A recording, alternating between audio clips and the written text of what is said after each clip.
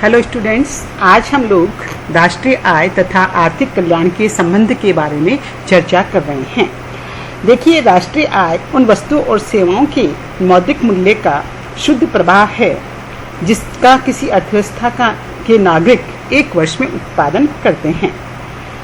वस्तुओं और सेवाओं के इस प्रवाह से ही वर्तमान उपभोग तथा भविष्य के उत्पादन का आधार बनता है। हम लोग साधारण रूप से ये विश्वास करते हैं कि जैसे ही राष्ट्रीय आय बढ़ेगी, आर्थिक कल्याण भी बढ़ जाएगा, क्योंकि जो कल्याण है वो उपभोग के स्तर पर निर्भर करता है। इसका मतलब ये हुआ कि राष्ट्रीय आय तथा कल्याण का संबंध अधिक प्रसन्नता, मोर द मेरियर का प्रतीक है। अतः राष्ट्रीय आय में वृद्धि के साथ साथ लोगों के कल्याण में भी वृद्धि होनी चाहिए, ऐसा हम ये मान के चलते हैं। लेकिन वास्तव में राष्ट्रीय आय तथा आर्थिक कल्याण का संबंध इतना सरल नहीं है।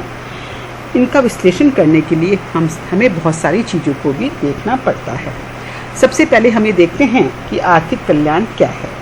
प्रोफेसर पीगू ने बताया है कि आर्थिक कल्याण से अभिप्राय सामाजिक कल्याण के उस भाग से है जिसे प्रत्यक्ष अथवा अप्रत्यक्ष रूप से मुद्रा के मापदंड से संबंधित किया जा सकता है। अतः आर्थिक कल्याण केवल सामाजिक कल्याण का एक भाग है, वो भाग जिसे हम किसी न किसी रूप में मुद्रा से जोड़ सकते हैं, और सामाजिक कल्याण के बाकी भाग को जिसे हम मुद्रा से नहीं जोड़ सकते उसे हम नॉन इकोनॉमिक वेलफेयर, गैर आर्थिक कल्याण कहते हैं। तो चूँकि राष्ट्रीय आय के मापने में अनेक कठिनाइयाँ हैं और गैर मौद्रिकृत क्षेत्र भी पाया जाता है, इसकी वजह से हम केवल राष्ट्रीय आय के आंकड़ों के आधार पर आर्थिक कल्याण को नहीं माप सकते हैं। इसके लिए हमें और भी बहुत सारे फैक्टर्स को, तथ्यों को देखना पड़ता है। इसकी चर्चा हम लोग अभी करते हैं। सबसे पहला फैक्टर है आय के वितरण का प्रभाव। राष्ट्रीय आय मान लीजिए बढ़ गई, लेकिन आय का वितरण पहले की अपेक्षा असमान हो गया, इनइक्वालिटी बढ़ गई, तो राष्ट्रीय आय के बढ़ने के बावजूद भी आर्थिक कल्याण नहीं बढ़ेगा। तो यदि राष्ट्रीय आय बढ़ने के साथ साथ आय का वितरण भी समान होता है, पहले की अपेक्षा हम इक्वलिटी की तरफ बढ़ते हैं, तो कल्याण भी बढ़ेगा। दूसरा है काम की परिस्थितियां व काम के घंटों का प्रभाव। काम की परिस्थितियां कैसी है? यदि काम की परिस्थितियां अच्छी है, अनुकूल है, काम के घंटे भी बहुत अधिक नहीं हैं, तो निश्चित रूप से कल्याण बढ़ेगा। लेकिन इसके विपरीत यदि राष्ट्रीय आय को बढ़ाने के लिए कार्य के घंटे बहुत अधिक बढ़ा दिए गए हैं, कार्य की परिस्थितियां भी अनुकूल नहीं हैं, तो इसका अभिप्राय क्या होगा कि राष्ट्रीय आय बढ़ने के बावजूद भी आर्थिक कल्याण बढ़ने की अपेक्षा घट जाएगा। तीसरा फैक्टर है उत्पादन की संरचना। उत्पादन की संरचना का मतलब है कि कुल उत्पादन में हम कौन सी प्रकार की वस्तुओं का उत्पादन कर रहे हैं।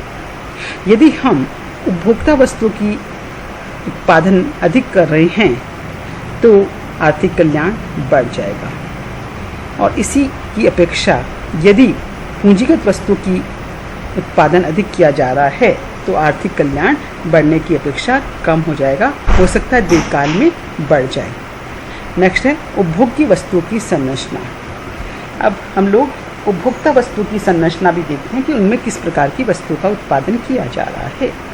यदि उपभोक्ता वस्तुओं में भी वेज गुड्स अर्थात मजदूरी वस्तुओं का उत्पादन अधिक किया जा रहा है, वेज गुड्स का मतलब है जिनको मजदूर लोग ज़्यादा उपभोग में लेते हैं, तो कल्याण बढ़ जाएगा। इसके विपरीत यदि विलासिता की वस्तु का उत्पादन ज़्यादा किया जा रहा है, तो आर्थिक कल्याण कम हो जाएगा। नेक्स्ट फैक्टर है नागरिक वस्तुओं तथा सुरक्षा सेवाओं का अनुपात। नागरिक वस्तुओं का अनुपात यदि अधिक होगा तो कल्याण बढ़ जाएगा। इसकी अपेक्षा यदि सुरक्षा वस्तु का अनुपात अधिक होगा तो कल्याण कम हो जाएगा। तो हमें ये भी देखना पड़ेगा कि कौन सी प्रकार की वस्तु का उत्पादन किया जा रहा है। नेक्स्ट है पर्यावरण पर प्रभाव। हम लोग सब जानते हैं कि आर्थिक विकास व पर्यावरण का अटूट संबंध है। अर्थात आर्थिक विकास से हमारा पर्यावरण किस प्रकार से प्रभावित होता है। आर्थिक विकास होने पर यदि पर्यावरण को क्षति पहुंचती है, पर्यावरण प्रदूषण बढ़ जाता है, तो आर्थिक कल्याण बढ़ने की अपेक्षा कम हो जाएगा। इसके विपरीत आर्थिक विकास के साथ साथ यदि हम पर्यावरण पर भी ध्यान दे रहे हैं तो हमारा कल्याण बढ़ जाएगा। हमें ये ध्यान रखना चाहिए कि विकास है वो पर्यावरण का संरक्षक होना चाहिए, विनाशक या विध्वंसक नहीं होना चाहिए। तो भारत के संदर्भ में भी हमें देखना होगा कि आर्थिक विकास के साथ साथ सामाजिक विकास भी हो। तो मैंने ये कुछ फैक्टर्स की चर्चा की है जिसके आधार पर हम ये कह सकते हैं कि राष्ट्रीय आय बढ़ने के साथ साथ आर्थिक कल्याण बढ़ रहा है या नहीं। यदि हम इन फैक्टर्स को भी साथ में ही देखें तभी हम निष्कर्ष निकाल सकते हैं कि राष्ट्रीय आय के साथ साथ आर्थिक कल्याण बढ़ रहा है या कम है। नोरडाउस और टॉबिन दो अर्थशास्त्री हैं। उन्होंने राष्ट्रीय आय में कुछ मदों को जोड़ा है और कुछ मदों को घटाया है और उसके आधार पर आर्थिक कल्याण का एक नया माप निकाला है जो जीएनपी की अपेक्षा अधिक उपयोगी है। अब उन्होंने नोरडाउस और टॉबिन ने जीएनपी में कौन कौन सी मदें जोड़ी हैं। पहला है अवकाश, लेजर, विश्राम। अवकाश बढ़ने पर आप लोग सब जानते हैं आर्थिक कल्याण भी बढ़ जाता है और अवकाश कम होने पर आर्थिक कल्याण भी कम हो जाता है। दूसरा फैक्टर है घर की देखभाल व बगीचे में लगाया गया समय। यदि व्यक्ति अपने घर की देखभाल में अधिक समय व्यतीत कर रहा है, बाग बगीचे के में अधिक समय लगा रहा है, थोड़ा उसका चेंज हो रहा है, तो आर्थिक कल्याण भी क्या हो जाएगा, बढ़ जाएगा। और तीसरा है सार्वजनिक व निजी पूंजी से प्राप्त सेवाएं, जैसे स्कूल है, पार्क है, अस्पताल हैं, अच्छी मनोरंजन की चीज़ें हैं। तो इन सब चीज़ों से भी आर्थिक कल्याण क्या हो जाएगा, बढ़ जाएगा। तो नोरडाउस और टॉबिन के अनुसार जीएनपी में हम सब ये मदें जोड़ेंगे। अब जीएनपी में से घटाई जाने वाली मदें कौन सी हैं वो भी देखिए। टॉबिन के अनुसार सुरक्षा व्यय, जितना अधिक सुरक्षा व्यय होगा आर्थिक कल्याण उतना ही कम हो जाएगा। शहरीकरण व भीड़ भाड़, अर्बनाइजेशन ज़्यादा है, भीड़ भाड़ है, तो जीएनपी बढ़ने के बावजूद भी आर्थिक कल्याण कम हो जाएगा। नेक्स्ट है पर्यावरण प्रदूषण से उत्पन्न होने वाली असुविधाएं। पॉल्यूशन से जो सब प्रॉब्लम्स, इनकन्वीनियंस जनरेट होती है, उनसे भी आर्थिक कल्याण कम हो जाता है। तो नोरडाउस और टॉबिन ने जीएनपी में जो ऊपर वाली मदें बताई मैंने, अवकाश, घर की देखभाल व बगीचे में लगाया गया समय, सार्वजनिक व निजी पूंजी से प्राप्त सेवाएं, इन सबको जोड़ दें तथा सुरक्षा व्यय, शहरीकरण, भीड़ भाड़, पर्यावरण प्रदूषण से होने वाली असुविधाओं को घटा दें तो एक नया नाप मिलेगा जिसे उन्होंने शुद्ध आर्थिक कल्याण, न्यू नेट इकोनॉमिक वेलफेयर का नाम दिया है। तो आप समझ गए होंगे न्यू को निकालने के लिए हमें राष्ट्रीय आय में कौन सी मदें जोड़नी है और कौन सी मदों को घटाना है, और ये किसके द्वारा दिया गया है, नोरडाउस और टॉबिन के द्वारा। नोबेल पुरस्कार विजेता प्रोफेसर अमर्त्य सेन ने भी सामाजिक सूचकों पर ज़्यादा जोर दिया है, जैसे जीने की औसत आयु, साक्षरता, समाज में महिलाओं का स्थान, सफाई, स्वच्छता आदि। तो इन सब के बढ़ने पर भी क्या होगा, समाज के कल्याण में वृद्धि हो जाएगी। अर्थात हमें आर्थिक फैक्टर्स के साथ साथ सामाजिक सूचकों पर भी ध्यान देना चाहिए, ऐसा है कहना प्रोफेसर अमर्त्य सेन का। अब हम लोग एक नया और गुणांक देख रहे हैं आज, जो है जीवन का भौतिक गुण सूचकांक।